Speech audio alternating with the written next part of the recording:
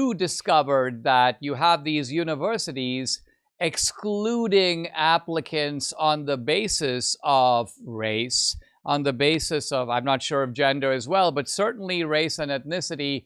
And you are challenging this, aren't you? Can you talk a little bit about how you've decided to step forward and fight this, not just ideologically or rhetorically, but actually fight it legally?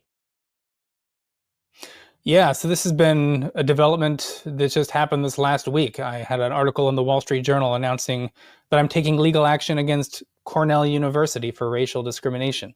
When I was in academia, I was in there, I was a postdoc between 2018 and 2020. I left academia in 2020, but I was applying to countless numbers of faculty positions, almost all of which, especially after 2020 and George Floyd stuff, required these DEI statements, diversity, equity, and inclusion. Basically, every university was scrambling to hire diverse candidates, which is just a code word for non-white people, or especially especially white men. This was largely assumed was going on. If you talk to anyone who's on hiring committees, it's just kind of this wink, wink, nudge, nudge, like we're looking to hire someone who's diverse, and everyone knows what that kind of meant. And so it was maddening to be in that environment where I was on the job market, knowing that, one, I have to lie on my DEI statement about what I believe in, and I didn't lie on it, but I knew that my statement was probably going to be put in the trash because it wasn't saying all those progressive talking points. But then, regardless of the DEI statement, just the fact that I'm not a diverse candidate by almost any criteria according to the progressive ideology. Recently, internal emails were FOIA'd from Cornell, and it turns out that they actually had a job search in 2020 for an evolutionary biologist.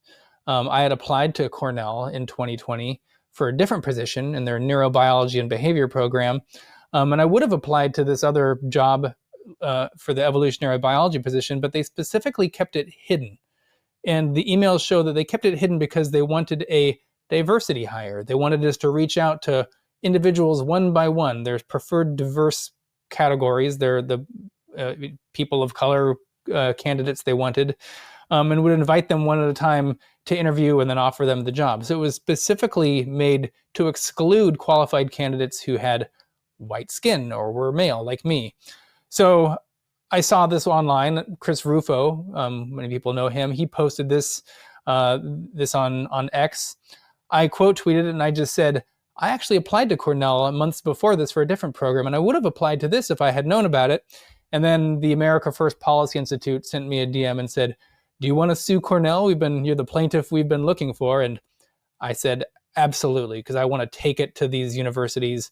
It can't just be a slap on the wrist. It can't just be like, promise you'll never do it again, because if Democrats win again, everything we're doing now is going to be overturned. They need to know that there's major consequences for this. And I'm hoping that my case can maybe be used, if I'm successful and win, it'll help and encourage others to file similar suits, or at least make sure the universities are really clamping down on the types of hiring practices that they're allowing to operate within them.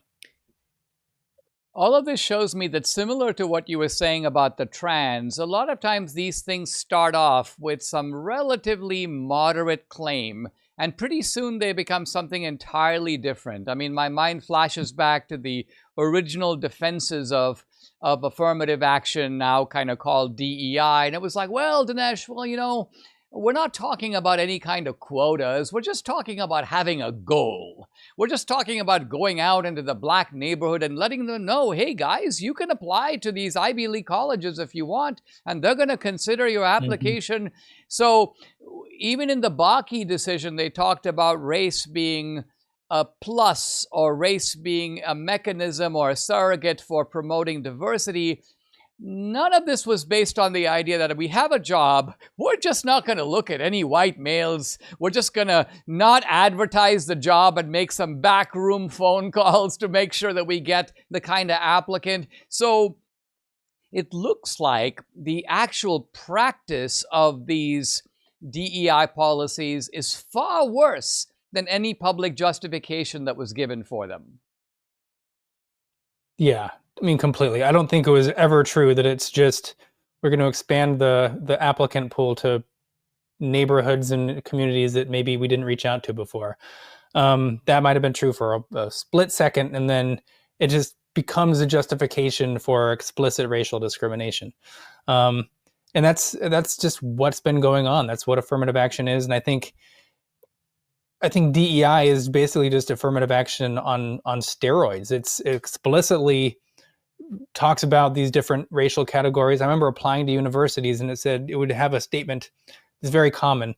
It's just like, we're especially interested in applicants from, and it would list, women and people with disabilities and minorities, and you can kind of see who they're trying to exclude if you look at what identities or classes of people they're trying to keep out. And it was always like, well, the two things that are missing here are white and men.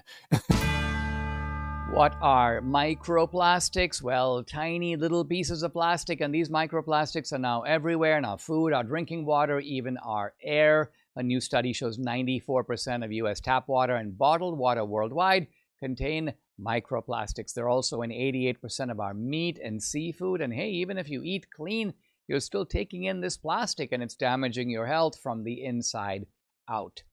These particles pass through the gut barrier, enter your bloodstream, and trigger a wave of oxidative stress, which scientists now link to inflammation, mutations, but even cancer. BPA in plastics is known to disrupt hormones, damage DNA, and is now even showing up in the human brain. But there's hope, and it starts in the gut. Kimchi 1, which is from Bright Core Nutrition, it's one of the most powerful natural detoxifiers on the planet.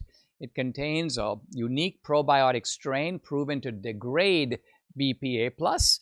It has 900 other strains that help flush toxins, restore gut health, and support your immune system. So this isn't just about digestion, it's about protecting your future. Right now, my viewers and listeners can get 25% off Kimchi 1 with code Dinesh at mybrightcore.com/Dinesh. But even better, you need to call, because if you call, you get up to 50% off and free shipping and a free bottle of vitamin D3, but this is only when you call. So here's the number, write it down, 888-927-5980. Again, it's 888-927-5980.